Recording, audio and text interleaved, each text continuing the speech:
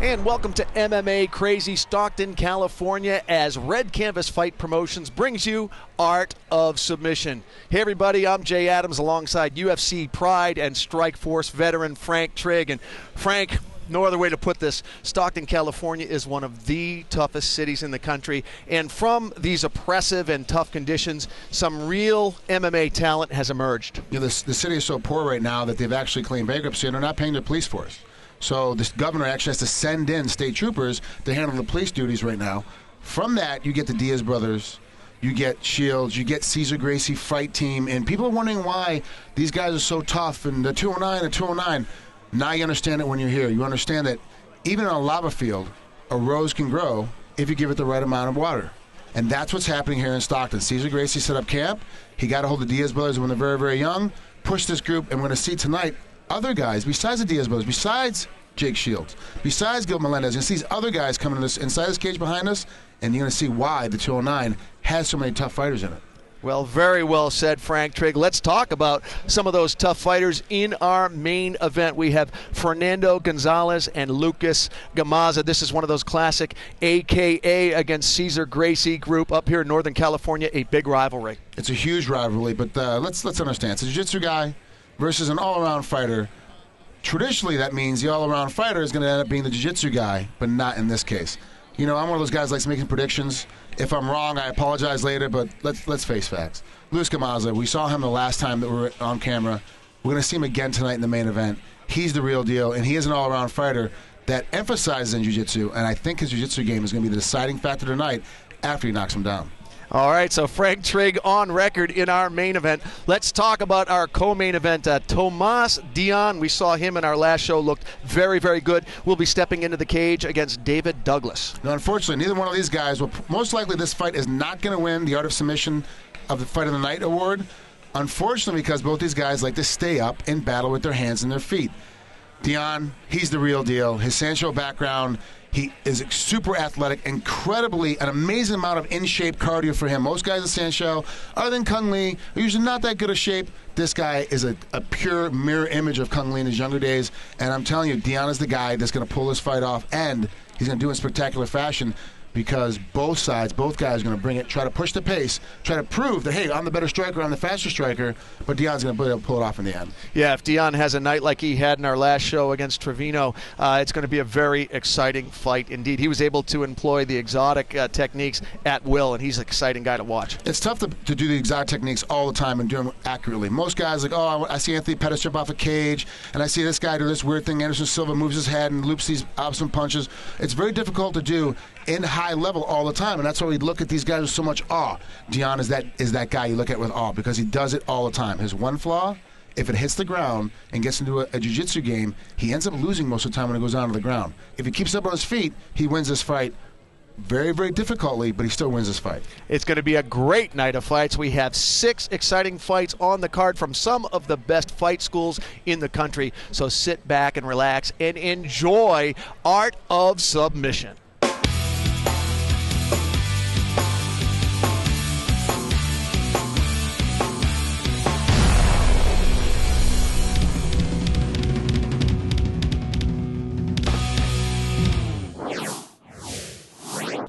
My name is Daniel Aguiar, and I fight 145.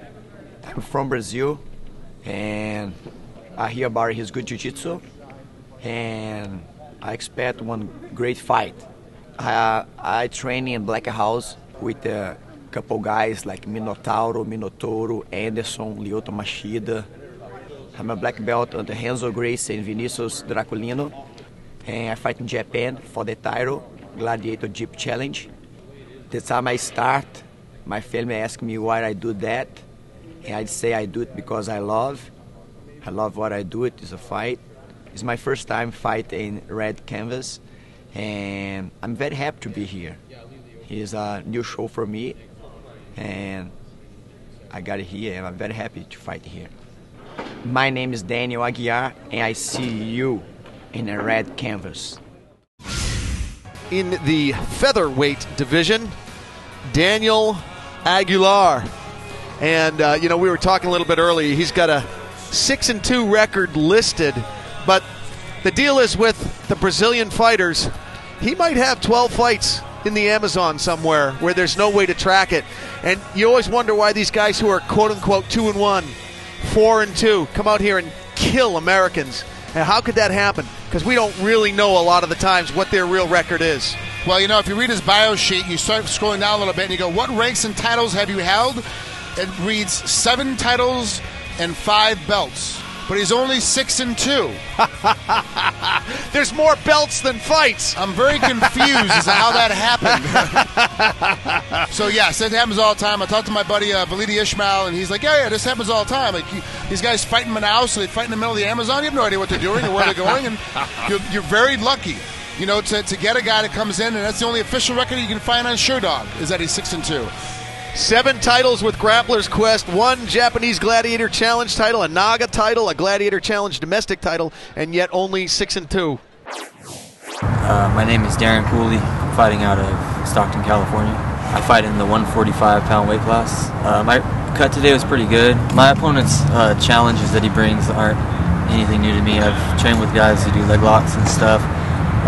Victor Galden will be in my corner, and Randy Spence. They both do a lot of leg locks and stuff, and I've been training with them since I was 16. I train and fight out of Cesar Gracie. My training for this fight was mostly a lot of cardio. I did a lot of work, working in the warehouse. My family fully supports me of this fighting, and you know, no one's real negative about it anymore. And the people that ever were negative, I don't communicate with them anymore. Long-term goals, eventually try to get in the UFC. Goal that's really important to me in life would be to raise my daughter. I like fighting for the red canvas because the way they have it all set up is really nice. Hi, I'm Darren Cooley, and I'll see you at the red canvas. And his opponent fighting out of the red corner, also weighed in at 145 pounds. His professional record stands at 5 wins and 1 loss. He's a scrappy grappler from Team Gracie Fighter out of Manteca, California. Introducing Darren Cooley. Darren Cooley out of the Nick and Nate Diaz camp at 5-1, 24 years old, boxing on his feet, and obviously Gracie Jiu-Jitsu on the ground. This is one of those fights that, you know, you're all but assured of a high technical fight on the ground. This is a fight that you love to call because you're such a, you know, you have such a great eye for the technical stuff that's going on, and you know that both of these guys, their Brazilian jiu-jitsu is going to be pretty sick in there. You know, and this is one of the things like the old John Fitch, not the last John Fitch we saw out fighting, or Ben Askren, where people are like, you know, why do you always say they're boring? Why do you say they're boring? They are boring fighters. Like, I'm not going to bring my best friend and I'm trying to explain to my mates and go, look, watch this fight. These guys are boring fighters. Now, the new John Fitch obviously is not like that anymore. He's very dynamic, but Askren still is that kind of boring fighter. But he's very, very technical, very, very smart, and very, very sound at what he does. And that's this kind of fight we're going to see right here, where it's going to be the little motions, the little position change, the little things that make this fight. Hopefully, at home during this fight, I'll be able to explain to you exactly what's going on, because both these guys are super high-level Brazilian Jiu-Jitsu practitioners. But remember, this is an MMA fight, and both guys will go, oh, that guy's Brazilian Jiu-Jitsu, I'm Brazilian Jiu-Jitsu, let's stand up instead. So we'll see what happens. All right, we're scheduled for 3 5-minute rounds. Our referee in charge, Ed Calantes.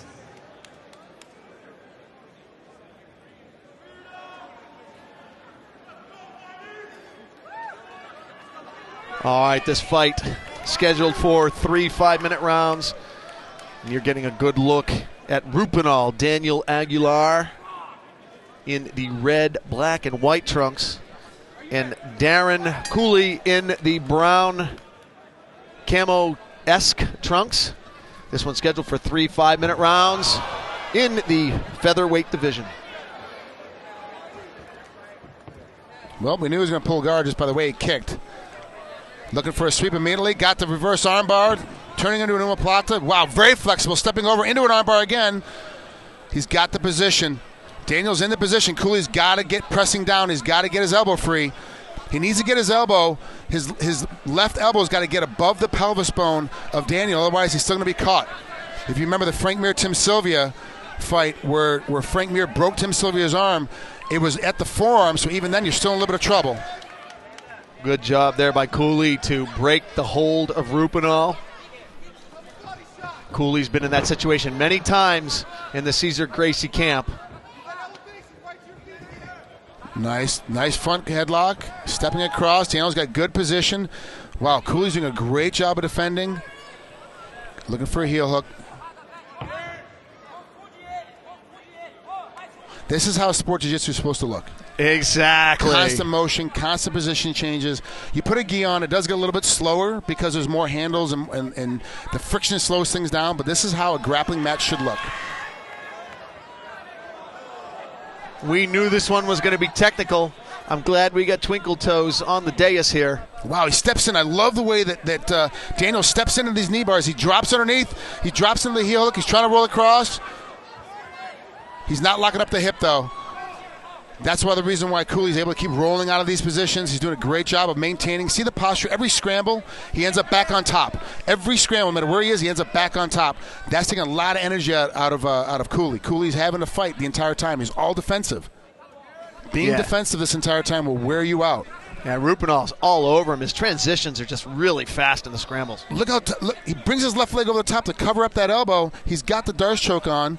Or Anaconda choke. It's over. At 2 minutes and 7 seconds, the Darce choke finishes him off. Anaconda choke finishes went to the him other side. off. Yep. Wow. And it's tough to tell the Darce choke from the Anaconda choke because just the side of the body, the arm is locked on. I thought it was a Darce choke too by the way he rolled into it.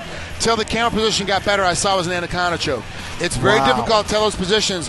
What a great job by Daniel Aguiar. He did an amazing position, very flexible, changed his spots, did an amazing job of really getting things done and understanding how Brazilian Jiu-Jitsu is finished. He doesn't realize that he's in trouble, that you've got to get off the cage. In the state of California, not allowed to sit on the cage, you're not allowed to be up there. They can actually fine you. They can actually take purse money from you if you get caught up on the cage like that. So, yeah, you gotta cut him a little slack being from Brazil. He's got a real pure heart. You can see him saying to the crowd, "Please don't boo me. Let's give some love to God here. I give my heart to you." Real good kid, soft-spoken, and obviously a nasty jiu-jitsu practitioner. Great position change, amazing flow, and really a pleasure to watch from a commentating booth to be able to get that kind of technique out to the fans. All right, ladies and gentlemen, a Darce choke at 2 minutes and 8 seconds of round number 1. For the winner, by way of submission, he is Daniel Aguiar.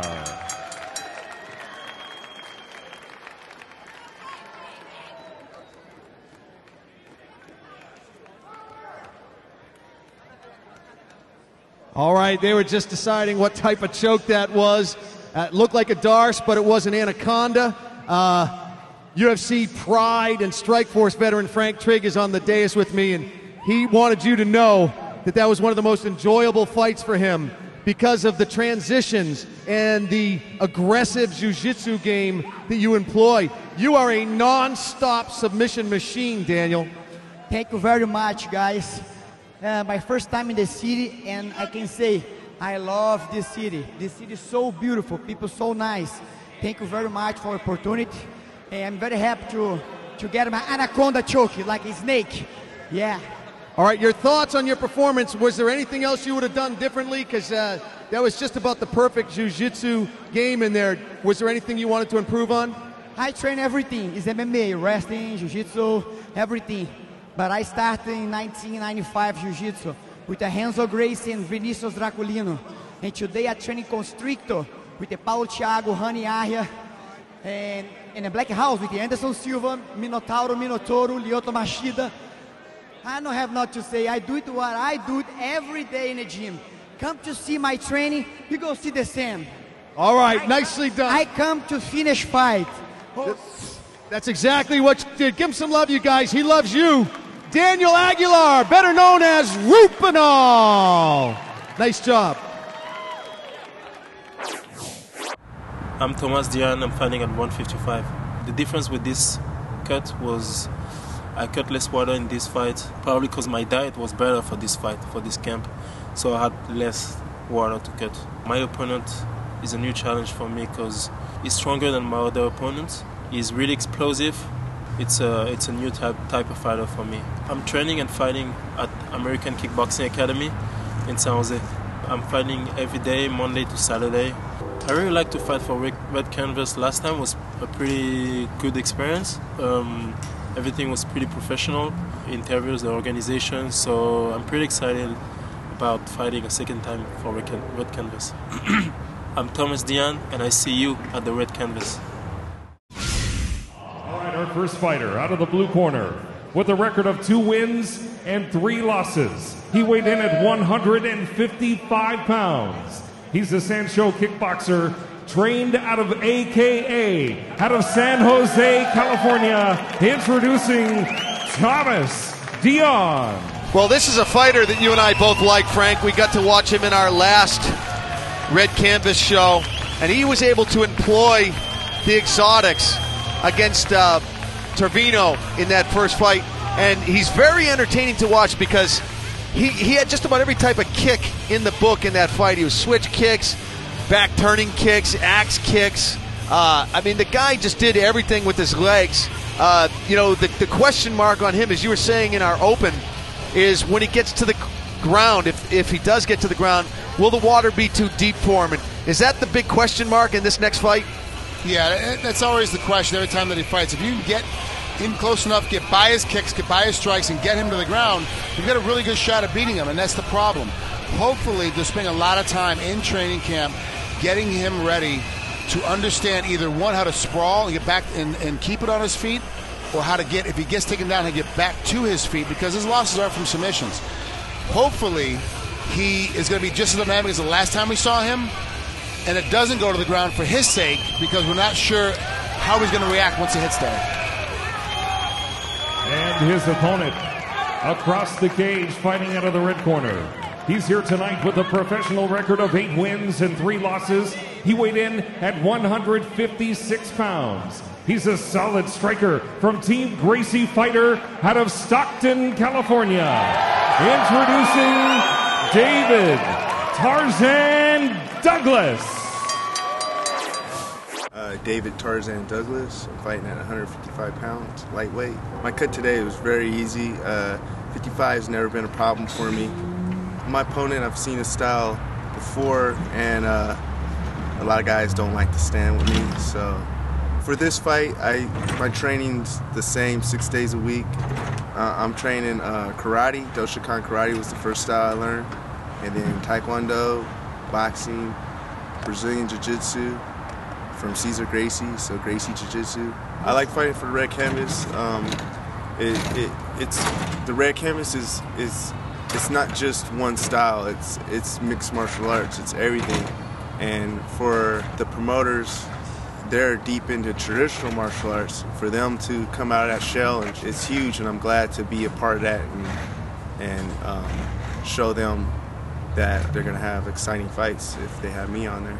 My name is David Tarzan Douglas, and I'll see you at the red canvas. Tarzan Douglas is from the Stockton, California community with that loud ovation when Danny Miller introduced his name. This is one of the fights that was picked by a lot of the crowd here as potential fight of the night. We know Tomas Dian brings it. We know David Tarzan Douglas brings it. And, of course, you got the crosstown rivalry going on with AKA and the Gracie Fighter team. So all of the elements are there as a potential pick-em as fight of the night. Both these guys are in great shape. They looked real fit at the weigh-ins. You really like this fight on paper. Yeah, I really do. Both these guys are going to try to keep it up on their feet and see who can establish their striking game first.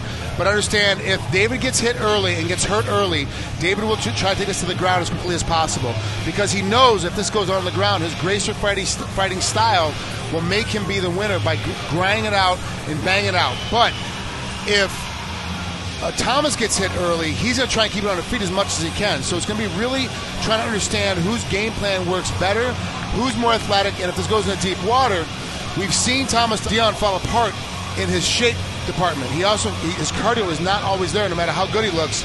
Where Douglas's shape seems to be a little bit better, but we're not going to sure if we're going to even get a chance to see it by the way that Dian went the last time he fought.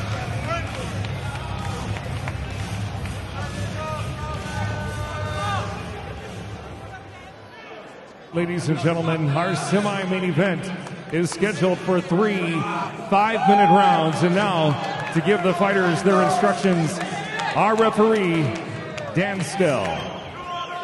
Listen up, gentlemen. Listen, obey my commands all times. Protect yourself all times. Touch gloves, come out the left of both. A lot of mutual respect out of both of these combatants. Tarzan Douglas in the solid black trunks. Tomas Dion in the black trunks with white trim and white lettering. This one's scheduled for 3 5-minute rounds. Here we go. Wow, heavy puncher, David Douglas, trying to take it right away. Comes over top of that big overhand right. Both of these guys fit, shredded. As you said, Dion with the question mark in the gas tank, though. Wow, he ran across the cage to get a hold of that double. He's still trying to battle. Dion did a great job of sprawling. If Dion is able to keep this on his feet, you guys are going to be really treated to a kicking exhibition. This guy has Sanshu championships in Europe, in Beijing, Iran, Romania, France. He's the ISKA Sanshu world champion. If he can keep it on his feet, you're going to really be treated to some wild kicks, which is probably why you saw David Tarzan Douglas shoot from the other side of the cage.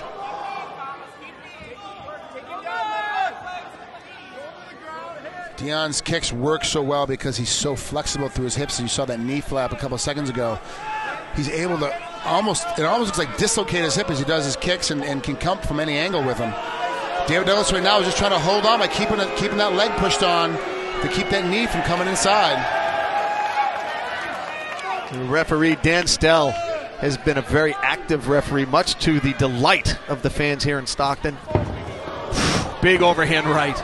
Stockton wants to see their hometown hero get a bang out. Oh, good takedown, but it ends up underneath. Beautiful takedown defense from Tomas Dion. Sprawling and sprawling. Good position. Nice wizard, turning his head, turning his hips, gets back to his feet.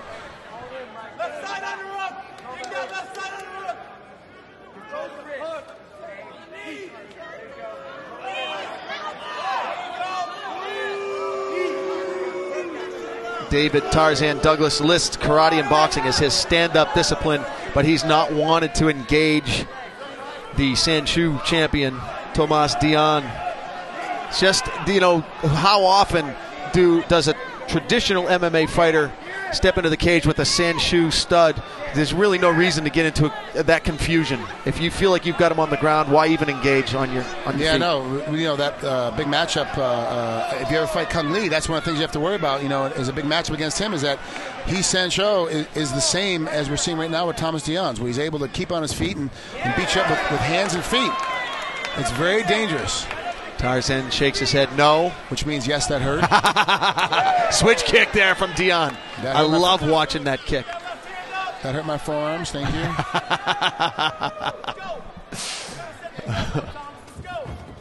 Wow, just rushing in, not throwing a jab, not trying to offset him. He's going to get caught with something bad coming in like that. In the Trevino Dion fight. Holy smokes! At 3 minutes and 2 seconds of the first round, Tomas Dion knocking out David Tarzan Douglas. What a stud. Wow. What a stud. I mean, flexibility, movement, quick feet. You never saw it coming.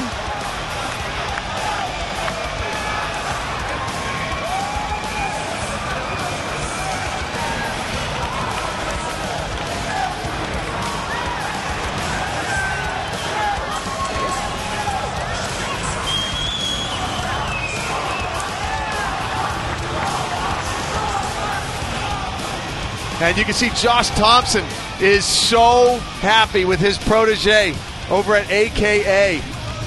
The head kick. I'll pay a lot of money to see that again. Yeah, that was an amazing spot.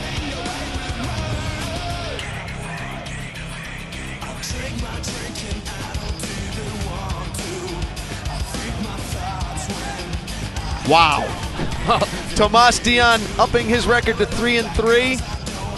And the two fights you and I have seen him in, we have a tough time believing that he's just at 500 ball. I know, it does, to me, it doesn't make any sense. Like, I don't understand. Maybe he was sick I mean, even if a guy could get him to the ground, if they jumped in and dropped guard, he's so far sprawled out that he'd still be able to get up away from them.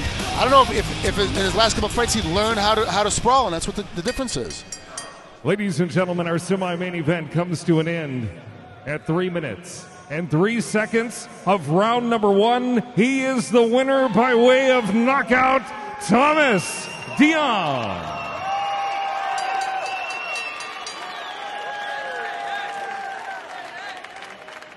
All right, I'm here with Tomas Dion, and Tomas Dion, you dominated Trevino in your last fight in San Jose with us. In this fight, the kicks even more exotic than the Trevino fight. Everything working for you. Are you happy with your performance? Oh, yeah, sorry. Yeah, I'm really happy. I want to say thank you to everybody. My lady first, a lot of support, my family, my cousin, my coaches, the best in the world. AKA San Jose, thank you, Stockton. I'll be back soon, 155. Real fast, Tomas, your thoughts on the finish, the head kick? I mean, I know I'm faster than a lot of people, so I know I could surprise him.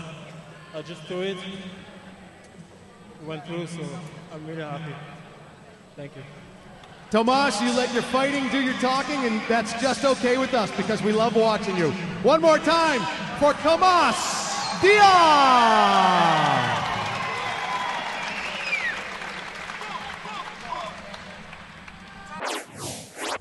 All right, we're here with Josh the Punk Thompson. Fought in all the big promotions, UFC, Strikeforce, Pride, Dream. This guy's been in every big show. What's going on in your world right now, Josh? Any word on who your next fight's going to be?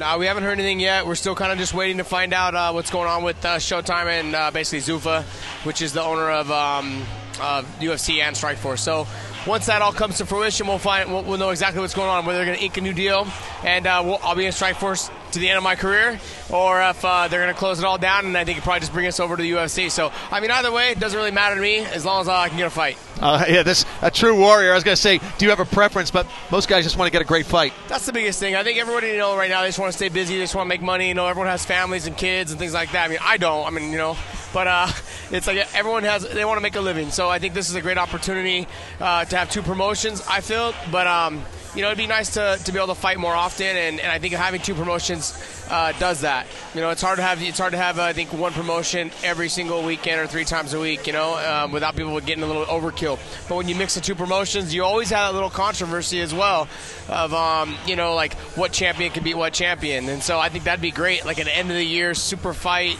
champion against champion, or whatever you want to call it. Let's just say number one contenders against number one contenders. That'd be awesome as well. I mean, fans would love to see stylistically one promotion versus the other. How is the blood up here? I know in some of the other states I go to, the crosstown rivalry, the blood is bad. How is the blood in Northern California between these crosstown rivalries? We keep it pretty civil, to be honest. I mean, we're pretty far away from each other, from here to Stockton, from here to San Francisco. I mean, we run into each other at events like this and, and other shows as well. But I got to tell you, man, it's like when I see Team Alpha Male, and they have a lot of guys around my weight or a little bit smaller, and they're so respectful, so nice, and you have no choice but to like all of them. I mean, starting with the man himself, Uriah, he's a great guy. So other than that, there is a little rivalry, I think, obviously between the Gracie camp, because Gilbert and I have fought so many times. Nate Diaz is obviously in my weight, and Nick. Nick's just a weight class above, but we've got a lot of guys at 170 that fight out of AK. So eventually they may meet up and fight each other. John Fitch and Nick. And so I think there adds a little bit of, hey, that little smirk when you see each other across the room at an event. But other than that, I respect all of them. They're obviously, all of them I feel are, the top in the game, and some of the best in the game. So it's actually nice to know that we're all here in Northern California. We kind of feed off of each other, knowing that I can't take a day off because I know that they're training up there. Well, Josh the Punk Thompson, thank you so much for taking the time to visit with us, and congratulations on all your success in the sport of MMA, and much luck to you in the future. I truly appreciate it. Thank you. Thanks, Josh. Hi, my name's Fernando Gonzalez, and I fight in the welterweight division. I started cutting back down. I had a fight a month prior to this fight at the same weight at 175. My opponent, Lucas Gamazzi, great fighter at a Cesar Gracie camp. They put out a lot of really good jiu-jitsu guys. He's tall, lanky. I've been working at this business for a while, so job's to get in there and fight. I train out of Team Quest in Temecula. My training regimen consists of boxing, Muay Thai, Jiu-Jitsu, and a lot of sparring. This is a profession I love, so I never really get sick of it. It's something I've always loved to do. I actually started boxing when I was 5, going on 6. My long-term goals is to hopefully one day make it to the UFC and be in the Hall of Fame, to be up there with the greats and hopefully be recognized as one of the greatest fighters. I like fighting for Red Canvas. It's an awesome production. They've taken care of us since I've been here. Everything, accommodations, they've done everything to help us out as fighters, and I appreciate that. That's not something you get at every venue. My name is Fernando Gonzalez, the Menifee Maniac, and I'll see you at the Red Canvas. Here we go. It's the moment you've all been waiting for, as Red Canvas Productions, in association with Red Canvas Art of Submission, the film, is proud to present tonight's main event. And here we go, fighting out of the blue corner. He has a professional record of 18 wins and 10 losses. He weighed in at 174 pounds. He's a true MMA fighter specializing in boxing, Muay Thai, Brazilian Jiu-Jitsu, out of Team Quest from Manifest, California. Introducing Fernando Gonzalez. All right, time for our main event of the evening. This fight will be fought at a catch weight of 175 pounds. Into the Stockton Arena is Fernando Esparza Gonzalez, 5'9", 29 years old, fighting out of Team Quest Temecula under Daniel Warren and, of course, Dan Henderson. He's 18-10 as a pro, kickboxing, boxing on his feet. BJJ on the ground under Ricardo Feliciano. He's a brown belt in no-gi, and he is looking forward to this main event, Frank. Very strong guy. Has that typical Team Quest fashion where he's going to come out looking at you tough and aggressive, trying to push the pace, going to use some superior cardio on you to try to make sure that you get put into deep waters. The one thing he hasn't caught up yet with is his wrestling. His wrestling hasn't caught up to the rest of the team yet, but he's been focusing on it and working on it very, very diligently. But you have to be careful if you get into the boxing range with him, because his hands are very quick and he likes to throw combos.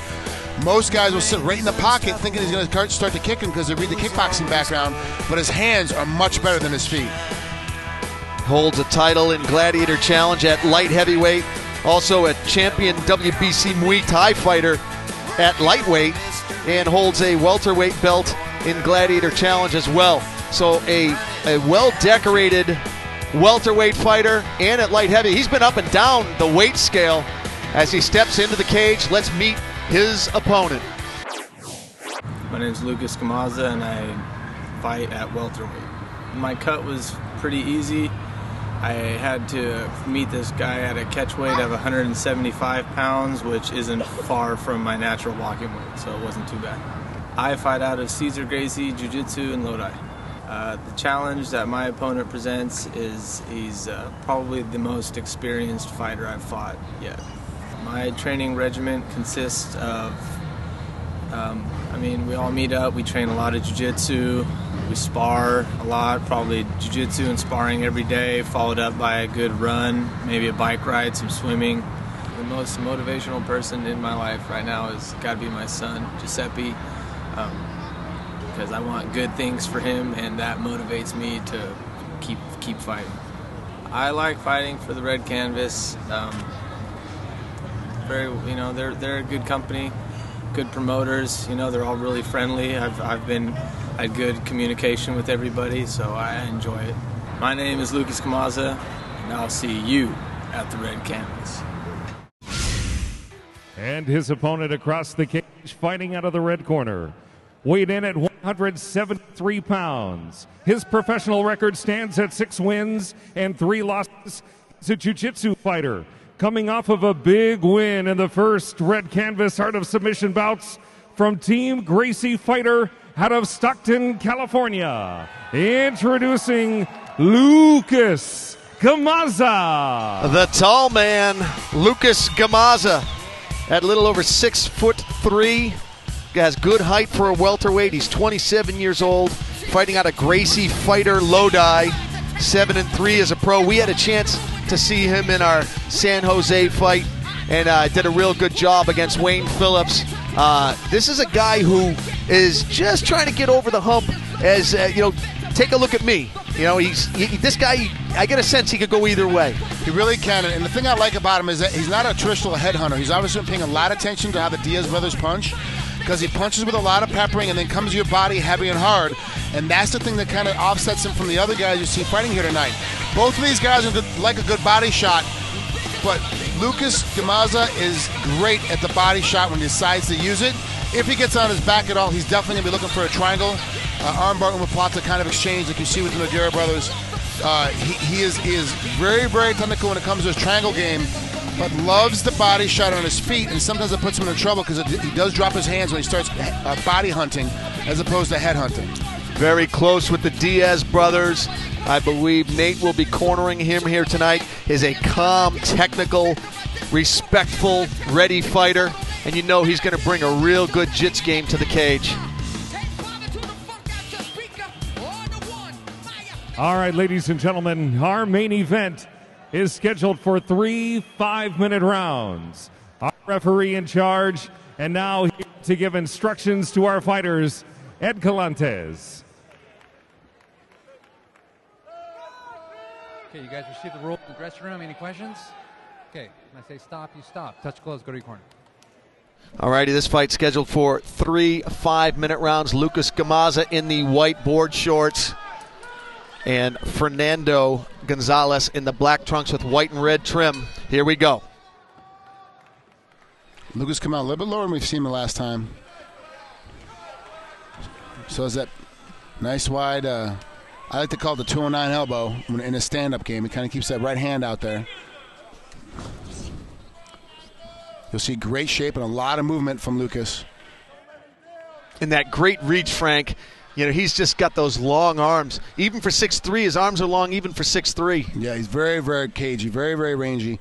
And he's bent over, making it appear like he's a lot smaller than he is. So as you step into him, all of a sudden you come walking into a right hand, come walking into a left jab, and there's nothing worse than walking into a punch as your opponent's throwing it at you. You think, hey, he's 5'10", he's only an inch taller than me. And then all of a sudden that right clips you.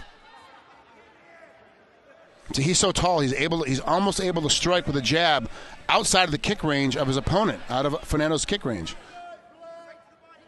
You saw him there taking a page out of Randall Wallace's book with the straight kick. Great stature, great punch. Now he's starting to get that right hand in there a little bit. He's starting to find its mark. His kicks have always come kind of at odd angles and odd times. I've never really been impressed by the way his kicks are, but he uses them to set up his hands a lot more too. Fernando trying to counter fight a little bit. It's going to be a timing issue for Fernando. He's going to have to really fight that jab all night long because Gamaza will do a good job of sticking it in his face. You see how Fernando, he's dancing around a lot, but he's not moving his head. He's got a good boxing background, but he's not really moving his head as he's standing in front. So as a result, he's getting hit a little bit more than he should be. If he wants to get inside that taller opponent, wants to get inside of Lucas, he's going to have to move his head a lot, sit behind a jab with no power to it, and do exactly what he just did, go to the body. Yeah, beautiful work there to the body from Gonzalez. Try to get away. He doesn't want to be on the end of that jab. You either want to be good distance, which he is now, circling away from the power, or he wants to step into the pocket and make it ugly. Get in tight, get some clinch work going. Wow. That doesn't hurt. He's doing some good counter work now, and he's getting thrown at. He's starting to move his head. I think he finally got warmed up a little bit because he is moving his head now. Every time a punch comes at him, he's sliding and slipping. He's rolling with it. He's getting his shoulder roll in as well. He's coming over the top. Wow, Fernando's doing a great job of coming over the top. Lucas has got to start getting some patterns going, some rhythms going. He's got to get like 3 and 4 punches coming behind because he's getting countered every time he throws one. Work some combinations that he did at the earlier part of this opener. Not become predictable. And finally pushes Gonzalez up against the cage. Good job of Fernando to get off the cage. So you can keep it that way. He's got to circle away. Nice job, really pushing him off. Lucas is kind of being overwhelmed. He's not winning with the boxing game. He's not winning with the push game now.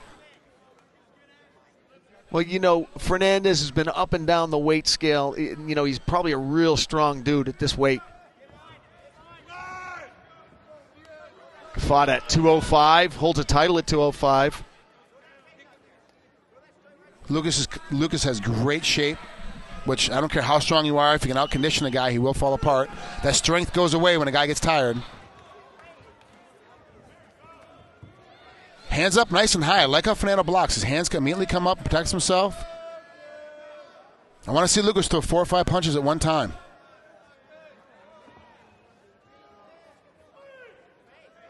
Gonzalez holding titles at 55 and 205. And that's what you call a wide range.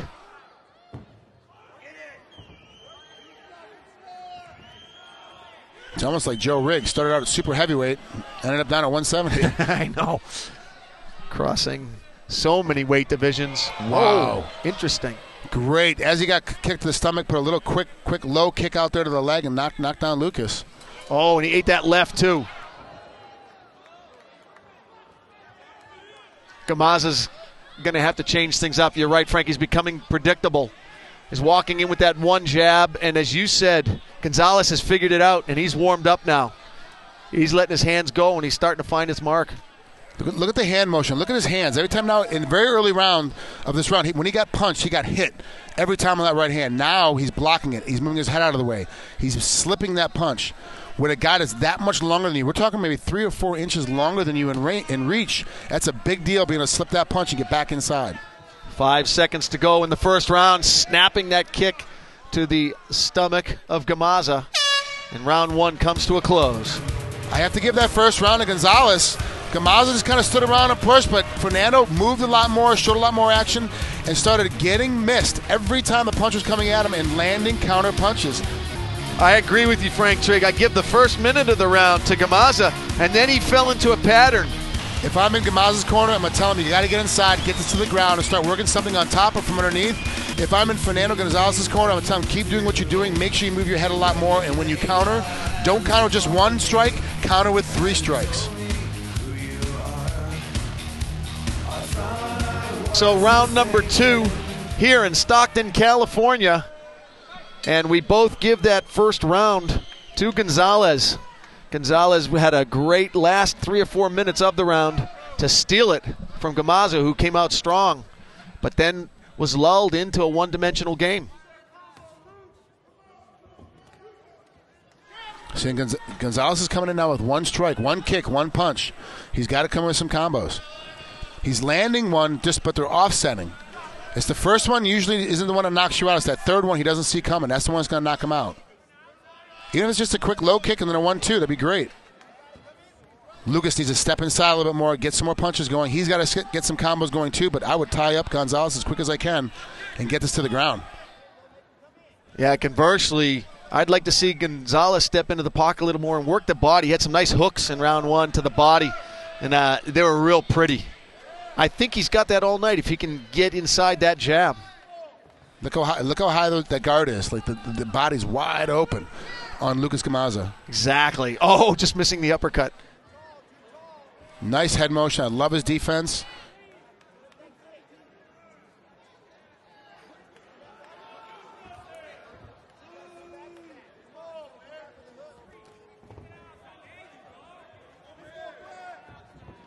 If you just tuned in, you are watching Art of Submission from Stockton, California. Jay Adams alongside Frank Trigg. It's been a great night of fights. This is our main event. We got Lucas Gamaza in the white trunks versus Fernando Gonzalez in the black trunks. We gave the first round to Gonzalez, and Gamaza is going to need to make some adjustments here in the second.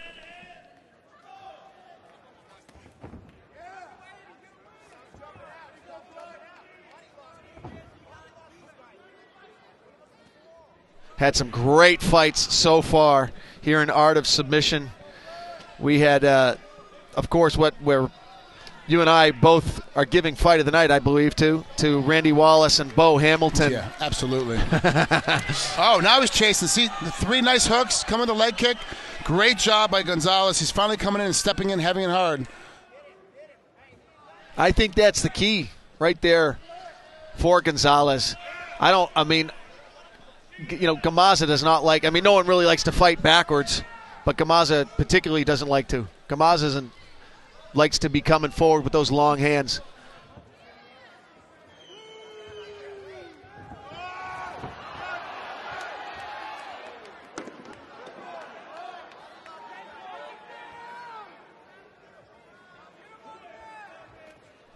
And Gamaza shoots a high.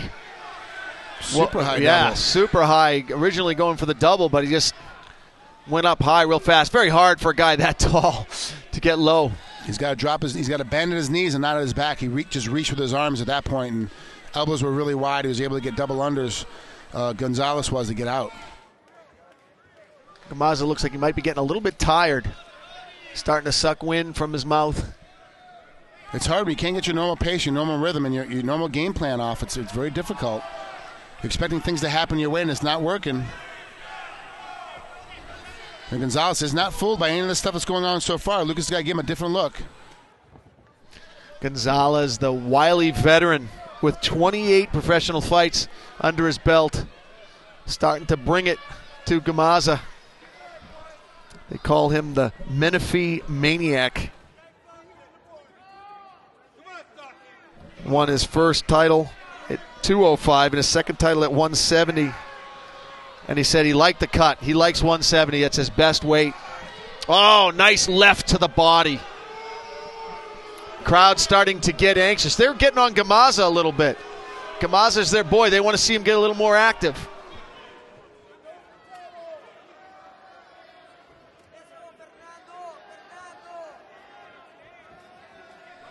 Well, great job dipping underneath those punches, coming back to the body.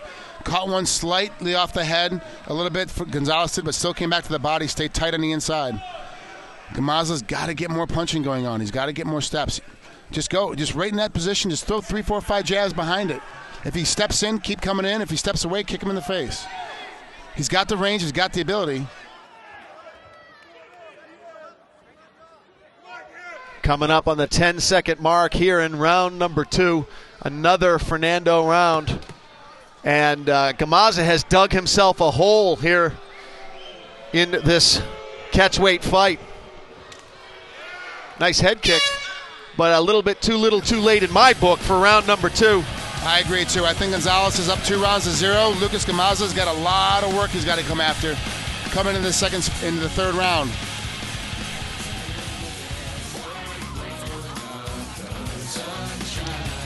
And you see over there in Gamaza's corner, Nick Diaz giving him his final adjustments. And when you got Nick in your corner, man, you better perform. That's all there is to it. You better do what Nick tells you to do. He knows what you need to do to win this fight.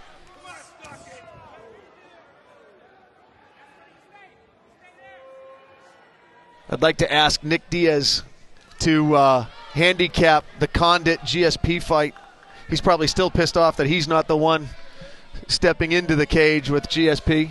Condit had a good game plan against him. He just ran backwards and picked him apart, and then for the judges that were scoring it, that's it goes that way, and it's unfortunate for Nick because I thought he won it. I thought he did more action and pushed the pace more, but the judges didn't see it the same way that I did. And I like both guys. I like both guys. And I've lost to Condit before in the past in my fighting career, so it's not like I'm picking against them because of that. It's just that's where I saw the fight. But as it stands, Condit gets his shot. We'll see how GSP's leg is. He said he's doing fine. Yeah, I don't believe it. I've had the exact same injury. I don't care what you do or how you go and all that. It's not the same. It's never the same. God makes you perfect. We try to put you back as close as we can, but it doesn't always happen that way. But we'll see. I'll be up there in Montreal for that fight, so I'll be interested to see how it is live. It'll be interesting to see what the odds makers think. I think that could be a good solid bet with Condit, especially. He is the dog right now. Yep. From the odds, I think he's a 2-1 underdog. But I definitely I'm laying somebody down just because if $20 hits, man, what the heck? I made a couple bucks. Well, Fernando's doing what he should be doing. He's piled up 2 rounds. The impetus is not on Fernando to change his game. This has got him the win, and he can do this. The impetus right now is on Gamaza. He's the one who's got to make something happen here in this third round. You know, and you know Nick Diaz told him in the corner that, look, we're losing this fight. You got to go in and get a finish here, so step up your pace, do something. And so hopefully we'll see him get a little bit more aggressive, but it hasn't happened thus far.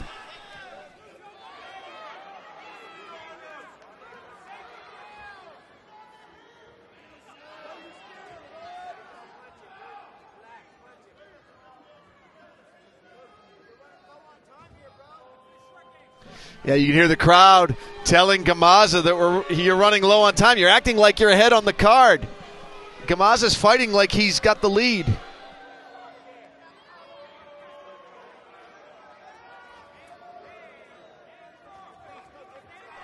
Fernando can just, stay on the bike, counter There's fight. About 2 minutes left in this round. Just run out the clock. He's really, he's winning this fight again. He's still winning this round again. And finally, Lucas gets in and gets a good shot, gets him out of the ground. Let's see what happens now. I think Fernando's still got some fight in him, so he's going to try and get back up to his feet. Hopefully Lucas has enough energy to hold him here. He's got to get him off the cage. Just take a half step back. If he takes a half step back, he'll drop him on his back.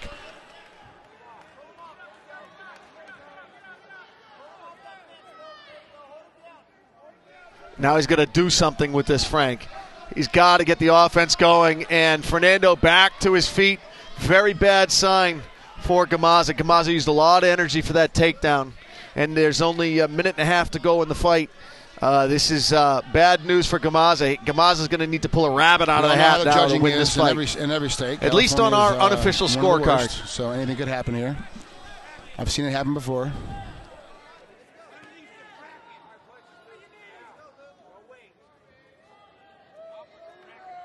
Oh, your corner will always tell you you get what you deserve if you leave it in the judge's hands.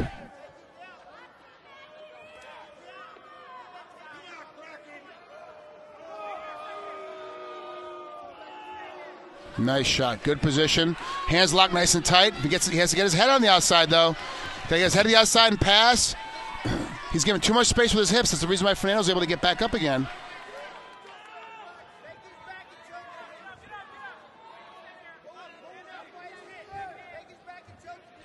Back to his feet and back down again.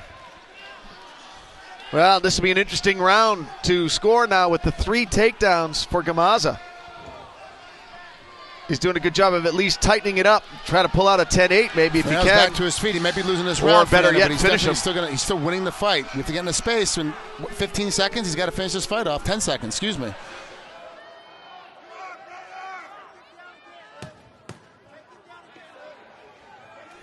Probably looking at a 29-28 win for Fernando. But we'll see. You just never know. I agree. Gamaza gets that round, but as you Fernando said, wins anything the can fight. happen. I'm going to give the round to Gamaza. Push the pace, slip the slid, get out of the way. Kept the fight where he wanted to keep the fight. He did a great job with that. A great job with that.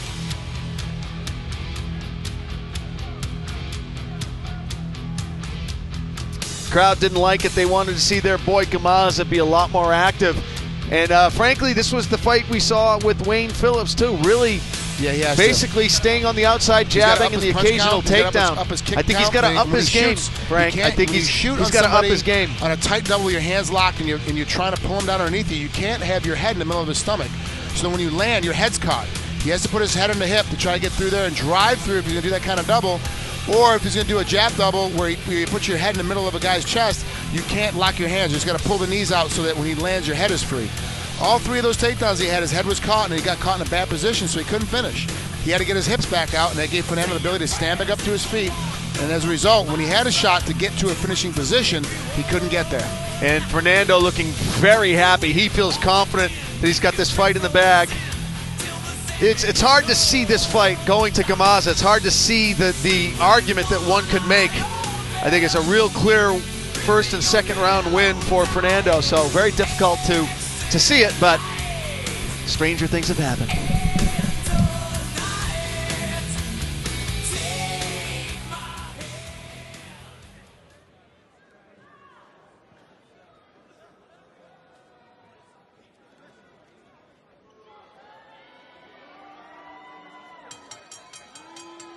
All right, ladies and gentlemen, for our main event, we go to the scorecard.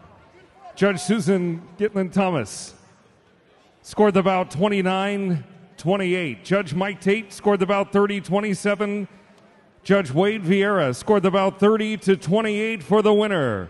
By unanimous decision, Fernando Gonzalez.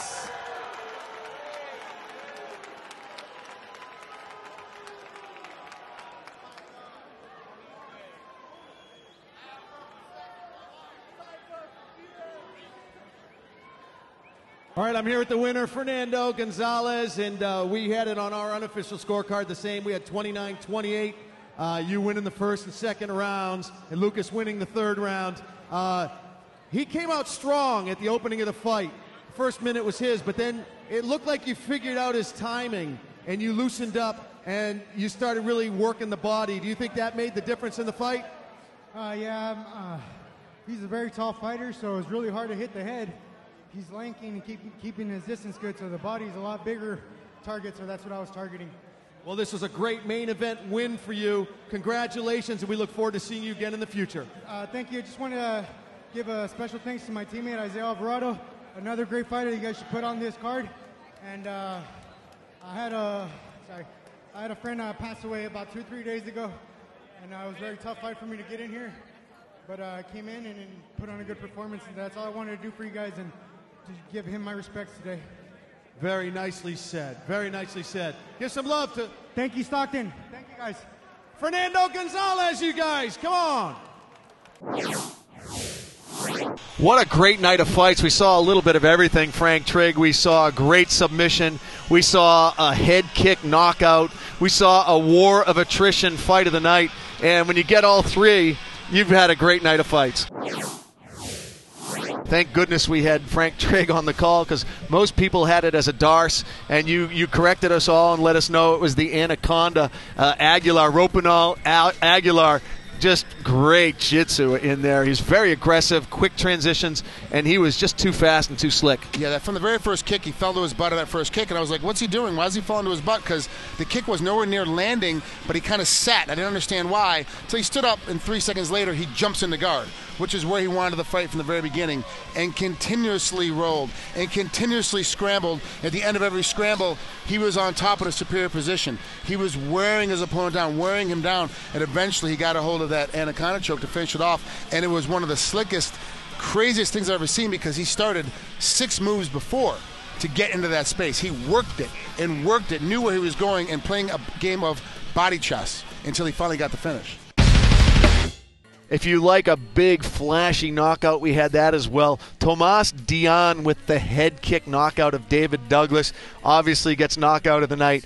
What a pleasure you and I have had of calling Tomas Dion's last 2 fights. He just gets better and better. You know, and I, as I said during the broadcast, I'm trained to look for these things through the monitor and through the cage. I'm trained to look for where he's going next. I spent a lot of time trying to find out where the guy's next motion, next move is, so I can call it before it actually happens. So it makes me look like a genius when it actually goes off. And Dion confused me. I had no idea where he was going, and I never saw the kick until it was over. That's when I saw the kick. My eyesight couldn't even catch up with the kick. So imagine being in front of it. I couldn't see it on the outside of it. Imagine being that close to it, how fast it was. Well, a great night of fights, and as always, I want to thank you, Twinkle Toes, Frank Trigg, for joining us. It was a great night. I had a blast. Thanks, Jay. I really appreciate it. Thanks, guys. For my partner, Frank Trigg, I'm Jay Adams saying we'll see you next time on United Fight Alliance.